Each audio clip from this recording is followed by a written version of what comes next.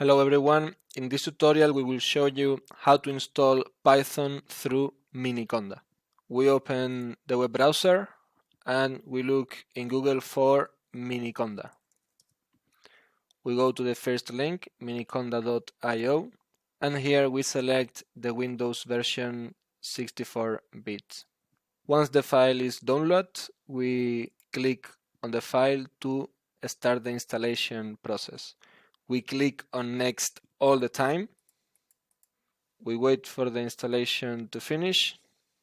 Now that the installation is completed, we click on next and we finish the installation. Now let's check that we have Python installed. For that, we look for the Anaconda prompt. And here we type pip v. And we can see that our Python is installed in this folder of our system.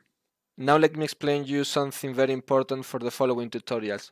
We will use a macOS computer from Apple, so every time that I mention the terminal in Windows, you should open the Anaconda prompt.